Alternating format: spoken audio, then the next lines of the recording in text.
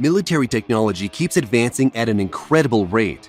If you think back to World War II and see the weapons compared to today's weapons, it's simply mind-boggling just how far advanced things are becoming. And from the looks of it, warfare is poised to become more dangerous than it ever was. From drones in the sky, drone tanks fitted with incredible weaponry, to small unmanned aircraft that are launched from carriers in the sky, security clearance has been granted. Check out these insane secret military weapons. Russia's nuclear tsunami apocalypse torpedo, Poseidon. You might have heard of Russia's new weapon, which was called Status 6 or Canyon.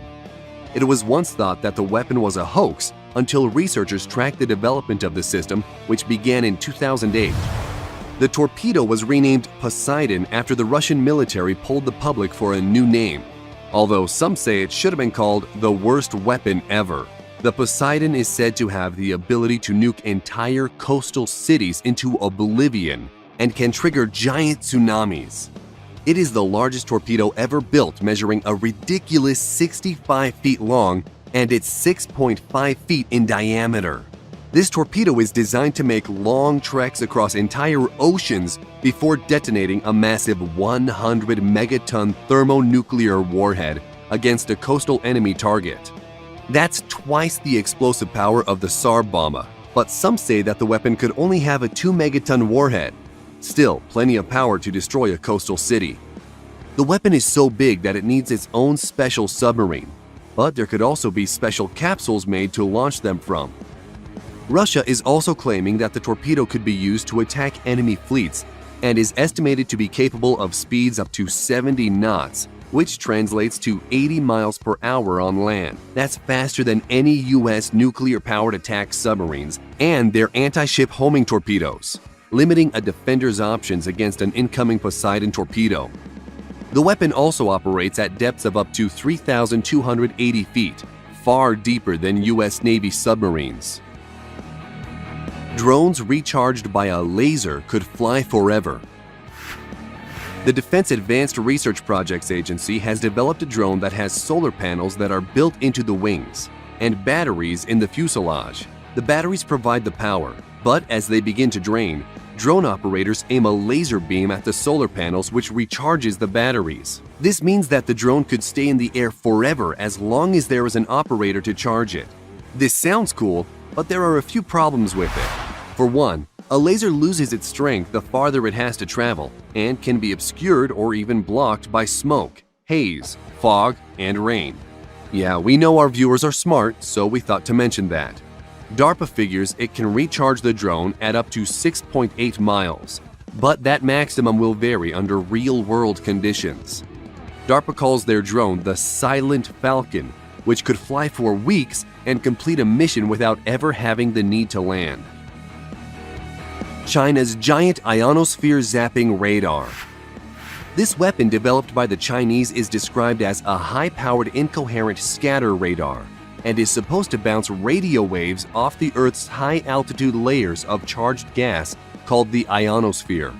The Chinese facility will be similar to United States HAARP in many ways, which had a bunch of conspiracy theories surrounding it, including government-sanctioned weather control, human-made earthquakes and tsunamis, and was said to be able to cause mental disruption throughout a region. The Chinese facility is on the densely populated island of Hainan, beside Sanya, a beachside city bigger than Miami or Honolulu with more than 400,000 inhabitants. Despite all these conspiracy theories, it is said that it could be possible the system could blank out ELF communications and selectively interfere with other satellite communications that would severely affect any submarine operations in the South China Sea. China could even use the new array as a transmitter for ELF radar to detect submarines at long range. Project Thor. Although this project has some limitations with our current technology, it's something that is still on the table. We're talking about a weaponized meteor strike. In the 1950s, a Boeing operations researcher by the name of Jerry Pournelle envisioned a weapons system armed not with conventional munitions or chemical explosives, but massive rods forged from the heavy metal tungsten, which would be dropped from suborbital heights. It was called Project Thor, but others named it rods from God. Weapons researchers refer to it as a kinetic energy projectile, a super dense, super fast projectile that destroys everything in its path. Imagine a 2,000-pound, 20-foot long and 1-foot thick tungsten rod about the size of a telephone pole dropped on a target from space and reaching sound barrier breaking speeds. It would be capable of penetrating hundreds of feet into the Earth's crust, and the destruction would be the equivalent of a nuclear blast, but without the fallout.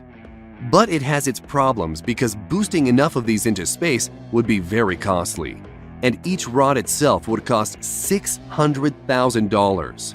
But there is a rumor that the Pentagon is still looking at this weapon. Juliet Marine Systems Ghost. The Ghost is an advanced supercavitating stealth ship that reduces hull friction to 1/900th that of conventional watercraft.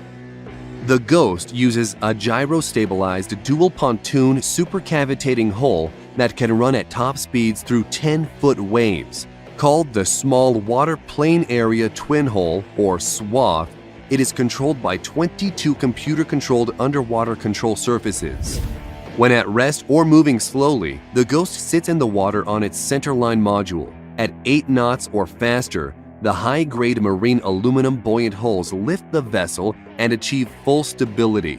Propulsion on the prototype is provided by T-53-703 turboshaft engines and can achieve speeds over 30 knots, but could be capable of 50 knots. It can perform several different missions including anti-surface warfare, anti-submarine warfare, and mine countermeasures. Armament consists of the M197 20mm rotary cannon and launch tubes that expel exhaust downward between the struts of the SWAT hulls, concealing and dissipating the thermal signature of the launch of BGM-176B Griffin missiles and Advanced Precision Kill Weapon System rockets.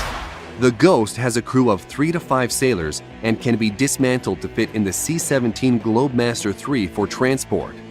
Each Ghost ship costs around $10 million to produce, a drop in the bucket for comparative military vessels. Sea Dragon weapon. The U.S. Navy and an unknown defense contractor are working on a new missile the service says will give its submarines a new, disruptive offensive capability to take on enemy ships. It's called the Sea Dragon, but no one is really sure what it is because it's top secret. However, it is known that the missile uses some current technology and could be the SM-6, which is designed to be launched by U.S. Navy Arleigh Burke-class destroyers and Ticonderoga-class cruisers to defend the fleet from cruise missiles, manned aircraft, unmanned aircraft, and even short-range ballistic missiles. The missile's only drawback is, originally designed to shoot down flying targets, it has a fairly small blast fragmentation warhead. The SM-6 is supersonic and can fly at 3.5 times the speed of sound, or about 2,685 miles an hour. It also has the fun trick of taking targeting data from other Navy assets, including the E-2D Advanced Hawkeye Airborne Early Warning and Control Aircraft and the F-35 Joint Strike Fighter. So imagine a missile that can be fired from a ship and then controlled by a fighter jet and then directed to hit its target. Kalashnikov drone tank.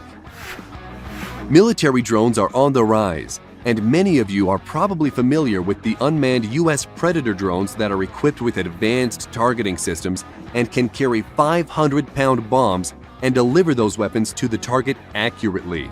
With this in mind, it would seem logical that ground-based drones, such as the Kalashnikov drone tank, would be the next generation weapon to enter warfare. Russia's Uran-9 combat drone packs some serious firepower, with one 30mm 2A72 automatic cannon and 4 9M120 1-Attica anti-tank guided missiles. It is 16.7 feet long and weighs approximately 10 tons. It may look impressive, but it had trouble with the fundamentals, not only of armored warfare, but warfare by remote control. The remote control combat vehicle lost contact with ground control stations only 1,000 to 1,600 feet from its manned control station, suffered from an unreliable gun and suspension system, and could not target enemies while on the move. The remote fire control system is also a problem, with the two A-72 experiencing a lag before firing 6 times and an outright failure once. The drone tank was first tested in Syria, and despite its failures, could be a weapon that Russia continues to develop. Tank-killing quadcopter drone. The armed forces of Belarus have demonstrated a new quadcopter drone that can carry a tank-killing rocket launcher which carries an RPG-26 single-shot rocket that is remotely fired by the drone operator. While the drone is of questionable effectiveness as a tank destroyer, it is a deadly harbinger of things to come on the unmanned battlefield.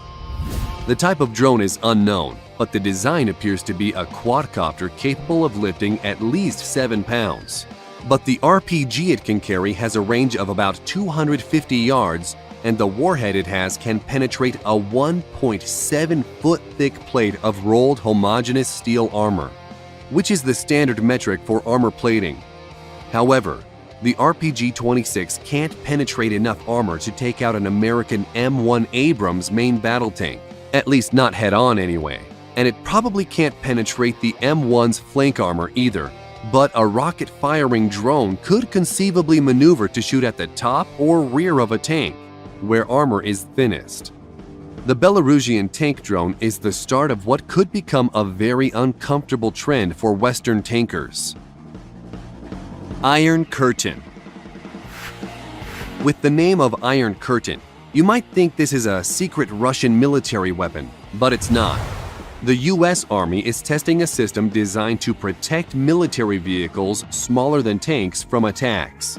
This Iron Curtain uses a combination of sensors and downward-firing projectiles to stop incoming rockets and missiles from striking vehicles by setting off their shaped charge warheads before making contact with its target. With the Iron Curtain installed, the vehicle is surrounded with radar and optical sensors. The outward-looking radar picks up any incoming missiles as they approach, while the optical sensors spot it in milliseconds before impact and trigger the downward-firing interceptors. The US Army tested the Iron Curtain back in 2013, and it apparently got a perfect score. So, it's been tested against rocket-propelled grenades, but how it fared against anti-tank missiles remains top secret. Gremlins aircraft carriers. The idea of an aircraft carrier that operates in the air is not a new idea. And aside from the fictional flying aircraft carrier, the helicarrier, which appeared in the American comic books published by Marvel Comics, it would seem that this is an impossible feat. But not so fast. The Defense Advanced Research Projects Agency has selected defense contractor Dynetics to develop a small unmanned aircraft which can be launched from any warplane and even recovered in mid-air. These small aircraft are codenamed Gremlins and are tiny, dangerous armed drones which are reusable and reconfigurable. The Gremlins could be launched from the rails of an F-16, the internal weapons bay of a B-1B bomber, or out the cargo ramp of a C-130 transport. Once the drones have accomplished their mission, they will rendezvous with the C-130 Hercules that lowers a capture device. The Gremlins are then hooked, powered off, and then hauled aboard the aircraft. They can be quickly refurbished, refueled, perhaps receive an armament swap, and then be ready for another mission within 24 hours. If anything, it's a very similar concept to the Protoss carrier in the game StarCraft. Carrier has arrived.